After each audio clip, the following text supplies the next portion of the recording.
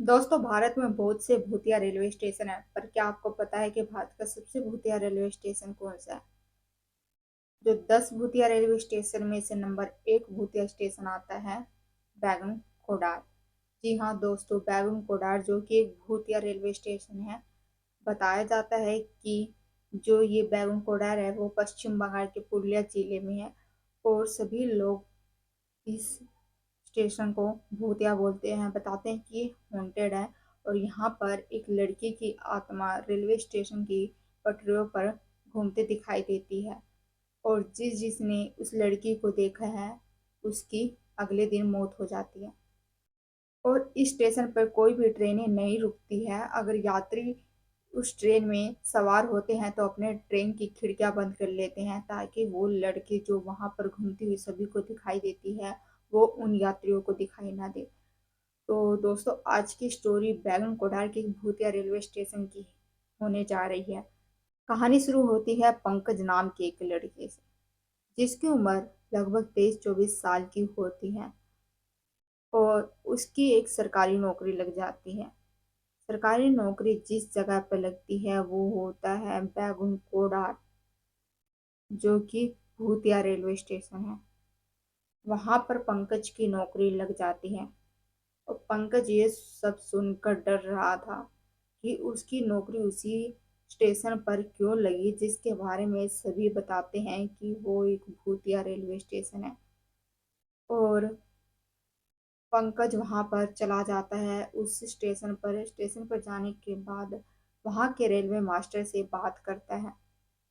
बात करते हुए कहता है कि यहाँ पर मैं नौकरी कैसे कर सकता हूँ, ये तो हॉन्टेड है। तो रेलवे मास्टर बोलते हैं कि डरने की कोई बात नहीं है, तुम आराम से यहाँ पर नौकरी कर सकते हो, कोई दिक्कत नहीं है, डरो मत। तो जो पंकज होता है वो काफी डर रहा था। और रेलवे स्टेशन मास्टर को बताता है कि यहाँ पर तो सभी लोग बताते हैं कि यहाँ एक लड़की की आत्मा घूमती रहती है, और जिसको भी वो दिखाई देती है उसकी मौत हो जाती है। अब रेलवे स्टेशन मास्टर उसे बताते हैं कि ये बात बिल्कुल ठीक है। अ, तुम एक काम करना, जब तुम ड्यूटी पर आओ तो अपने कैबिन के अंदर ही रहना और रात के समय कैबिन से बाहर मत निकलना। और जब तक कि सूरज आ ना जाए तुम कैबिन से बाहर मत जाना। रेलवे स्टेशन मास्टर उसे बहुत ही ज़्यादा समझाते हैं। बहुत ज़्यादा समझाने के बाद वो पंकज जैसे तैसे तैयार हो जाता है कि ठीक है, मैं नौकरी करूँगा। और उसके दिमाग में एक और बात चल रही थी, जो उसके घर की हालत थी वो बहुत ही ज़्यादा खराब थी। तो इस वजह से वो मजबूर भी था कि वो उसी भूतिया रेलवे स्टेशन पर काम करे। तो पंकज बोलता है कि मैं रात को ड्यूटी कैसे कर सकता हूँ, मेरी तो दिन की ड्यूटी है। रेलवे मास्टर बोलते हैं कि नहीं, तुम्हारी ड्यूटी चेंज कर दी गई है। दिन में तुम्हें ड्यूटी नहीं करनी, तुम्हारी ड्यूटी रात की हो गई है। और रात को तुम पूरी रात ड्यूटी पर रहना और सुबह घर चले जाना। अब पंकज की हालत बहुत ही ज्यादा खराब हो रही थी कि जो ड्यूटी दिन में उसकी लगी थी अब उसे चेंज कर दी गई थी। वो ड्यूटी अब रात में हो गई थी। तो पंकज जा मान जाता है ड्यूटी करने के लिए उस भूतिया रेलवे स्टेशन पर। इतने दोनों में बातचीत होती है और स्टेशन मास्टर वहां से चले जाते हैं। और इधर पंकज घर पर आ जाता है। और अगले दिन पंकज तैयार होता है वहीं पर जाने के लिए जहाँ पर उसकी ड्यूटी होती है, उसी स्टेशन पर। तो पंकज की जो ड्यूटी थी वो 10:30 बजे स्टार्ट होने वाली थी, तो पंकज पहले ही तैयार हो जाता है। वो 9:30 बजे तक रेडी हो जाता है और जाने लगता है। जो स्टेशन था वो पंकज के घर से मतलब पास में ही था, ज़्यादा दूर नहीं था। तो लगभग उसे आधा घंटा लग जाता था आने जाने में। तो पंकज तैयार व्यार होता है, रेडी होता है और निकल जाता है ड्यूटी के लिए। ड्यूटी पर जाता है तो उसे वही स्टेशन मास्टर दिखाई देते हैं जो कि घर जा रहे थे अब अपनी दिन की ड्यूटी कर कर। तो उनके बीच थोड़ी बातचीत होती है और उसके बाद वो स्टेशन मास्टर वहां से चले जाते हैं और पंकज चुपचाप आकर अपने कैबिन में बैठ जाता है। कैबिन में बैठने के बाद पंकज को कुछ बहुत ही अजीब सा लगता है। उसके मन में डर पैदा हो रहा था, उसे डर लग रहा था ड्यूटी करते हुए भी। तो वो सोचता है कि मैं आज अपनी कैबिन से बाहर नहीं जाऊंगा जब तक कि अगले सुबह का सूरज ना निकल जाए। तो वो अपनी कैबिन में बैठकर फोन में गाने वगैरह चलाता है और आराम से बैठकर गाने सुनने लगता है। थोड़ी देर तो वो गाने वगैरह सुनता है। उसके बाद उसे किसी के चिल्लाने की आवाज आती है, जैसे कि कोई पंकज का नाम जोर जोर से चिल्ला चिल्ला कर उसे बुला रहा हो। तो पंकज बोलता है कि नहीं, कुछ चाहे कुछ भी हो जाए मैं कैबिन से बाहर नहीं जाऊंगा। और पंकज उस जो आवाज आती है उसको इग्नोर कर देता है और चुपचाप बैठकर गाने सुनने लगता है।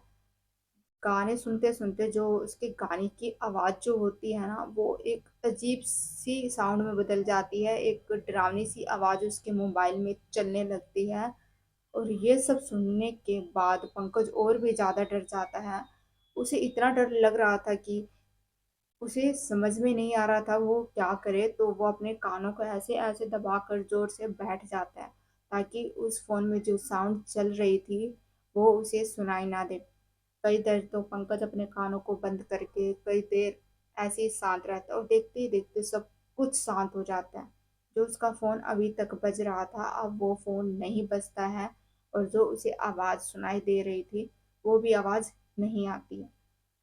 और ऐसे ही आराम से बैठा हुआ होता है पंकज और उसे डर भी लग रहा था।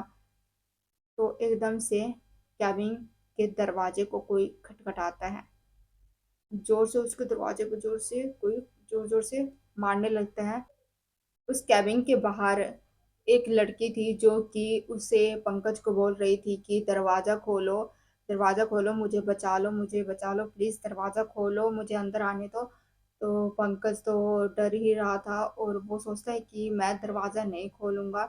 तो एकदम से पता नहीं पंकज के दिमाग में क्या चलता है, उसके दिमाग में ऐसा चलता है कि शायद वो लड़की मुसीबत में है, उसे मेरी मदद की ज़रूरत है। और इस स्टेशन पर तो वैसे ही कोई आता जाता नहीं है रात को, तो शायद इसे मेरी मदद की ज़रूरत होगी। तो वो क्या करता है, जो कि रेलवे मास्टर ने उसे बताया था कि चाहे कुछ हो जाए कैबिन का दरवाज़ा खोलकर बाहर मत निकलना रात के वक्त। लेकिन पता नहीं पंकज के दिमाग में क्या चलता है कि वो उस रात को कैबिन का दरवाज़ा खोल देता है। और जो लड़की अभी तक बाहर थी वो लड़की अंदर आ जाती है। और पंकज देखता है कि वो लड़की बहुत ही ज्यादा खूबसूरत है, बहुत ही मतलब गोरी है, बहुत ज्यादा खूबसूरत थी। तो पंकज उसे देख कर देखता ही रह जाता है और उसे बोलता है कि आप चिल्ला क्यों रही थी, आपके पीछे कौन पड़ा है और बचाव बचाव क्यों कर रही थी। तो वो लड़की बताती है कि मेरे जो घर वाले हैं वो मेरे पीछे पड़े हुए हैं, वो मुझे मार देंगे क्योंकि मैं एक लड़की से प्यार करती हूँ। तो हम दोनों शादी करने जा रहे थे, तो इस बात का पता मेरे घर वालों को चल गया और अब वो मुझे ढूंढ रहे हैं। और जो मेरे साथ जो लड़का था वो तो अपनी जान बचाकर भाग गया और इसी वजह से मैं यहाँ पर आ गई। मुझे लगा कि इस स्टेशन पर कोई आता जाता नहीं है, तो मेरे घर वाले भी मुझे यहाँ तक नहीं ढूंढ पाएंगे और इसी वजह से मैं यहाँ आ गई। देखते ही देखते वो लड़की पंकज के कैबिन में पहुंच चुकी थी। और पंकज के साथ क्या होने वाला था, पंकज इन सब से बेफिक्र था क्योंकि पंकज को सिर्फ वही लड़की दिखाई दे रही थी जो बहुत ही ज्यादा सुंदर थी। तो पंकज बोलता है कि एक काम करो, आप बैठो, मैं आपके लिए चाय बना कर लाता हूँ। तो जो कैबिन था, कैबिन में एक किचन है, तो उस किचन में पंकज चल जाता है और चाय वगैरह बनाने लगता है।